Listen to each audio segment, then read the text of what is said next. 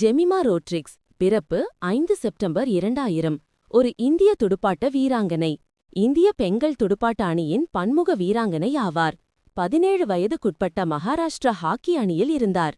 உள்ளூர் போட்டிகளில் ஜெமிமா மும்பை பெண்கள் துடுப்பாட்ட அணிக்காக விளையாடுகிறார். இவர் 17 அகவைக்குட்பட்டோருக்கான மகாராஷ்டிரா வளைதடி பந்தாட்ட அணிக்காகவும் விளையாடியுள்ளார். 2018ஆம் ஆண்டு இந்திய துடுப்பாட்டு கட்டுப்பாட்டு வாரியத்தால் சிறந்த உள்நாட்ட இளைய பெண்கள் துடுப்பாட்டக்காரருக்கான ஜக்மோகன் டால்மியா விருது இவருக்கு வழங்கப்பட்டது. ஜெமிமா மங்களூரை சேர்ந்த கத்தோலிக்க பெற்றோருக்கு பிறந்தார். மும்பையில் பாண்டுப்பில், ஏனோக், எலி ஆகிய 2 சகோதரர்களுடன் வளர்க்கப்பட்டார்.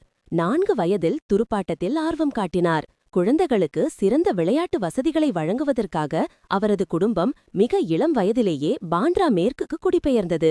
அவரது தந்தை இவான் ரோட்ரிக்ஸ் ஜெமிமாவின் பள்ளியில் பயிற்சியாளராக பணியாற்றினார். ஜெமிமா தனது சகோதரர்களுக்கு பந்து வீசுவதில் இருந்து துடுப்பாட்டத்தில் ஈடுபாடு காட்டினார். தொடக்கத்திலிருந்தே அவருக்கு பயிற்சி அளித்த தந்தை பள்ளியில் பெண்கள் துடுப்பாட்ட அணியை நிறுவினார். ஜெமிமா தனது இளமை பருவத்தில் வளைதடி பந்தாட்டம், துடுப்பாட்டம் இரண்டையும் விளையாடி வந்தார். ஜெமிமா மும்பை புனித யோசப் மட உயர்பள்ளியிலும் பின்னர் ரிசுவி கல்லூரியிலும் கல்வி கற்றார். மகாராஷ்டிரா 17 வயதுக்குட்பட்டோர் மற்றும் 19 வயதுக்குட்பட்ட துடுப்பாட்ட அணிகளுக்காக ஜெமிமா ரோட்ரிக்ஸ் தேர்வு செய்யப்பட்டார். 2012-13ஆம் ஆண்டு 19ஆம் வயதிற்கு உட்பட்டோருக்கான அணிக்கு தேர்வானார். பிப்ரவரி 2018இல் தென்னாப்பிரிக்காவுக்கு எதிரான 3 போட்டிகள் கொண்ட ஒருநாள் தொடருக்கான இந்திய அணியில் இவர் இடம்பெற்றார். இவர் பிப்ரவரி 13, 2018 அன்று தென்னாப்பிரிக்க அணிக்கு எதிரான பெண்கள் பன்னாட்டு 20-20இல் அறிமுகமானார். இவர் 12 மார்ச் 2018 அன்று ஆஸ்திரேலியா பெண்களுக்கு எதிராக ஒருநாள் போட்டியில் அறிமுகமானார். இவர் உலக மகளிர் துடுப்பாட்ட கோப்பைக்கான போட்டிகளில் ஆஸ்திரேலியா அணிக்கு எதிரான அரையிறுதிப் போட்டியில் சதமடித்ததன் மூலம் இந்திய அணியை வெற்றிக்கு அழைத்துச் சென்றார். இலங்கைக்கு எதிரான முதல் போட்டியில் முதல் பந்திலேயே டக் அவுட், இன்னொரு போட்டியிலும் டக் அவுட், ஒரு அரை சதம் கூட அடிக்கவில்லை. அணியிலிருந்து டிராப் செய்யப்பட்டார். அரையிறுதிக்கு செல்ல வென்றே ஆக வேண்டும் என்ற நியூசிலாந்துக்கு எதிரான போட்டியில்தான் ஜெமிமாவை மீண்டும் அணியில் எடுத்தார்கள். அந்த போட்டியில் ஜெமிமா அசத்திவிட்டார்.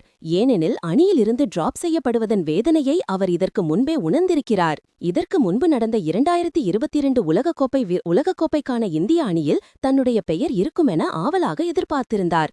ஆனால் அந்த அணியில் ஜெமிமாவுக்கு இடமில்லை. உடைந்தே விட்டார். எல்லாம் முடிந்துவிட்டது, என்னுடைய உலகமே உடைந்து நொறுங்கிவிட்டதைப் போல இருந்தது. அந்த காலகட்டத்தை ஜெமிமா நினைவு கூறுவார். விரக்தியில் ஹாக்கி பேட்டையை தூக்கிக் கொண்டு உள்ளூரில் ஹாக்கி தொடர்களில் ஆடச் சென்று விட்டார் ஜெமிமா.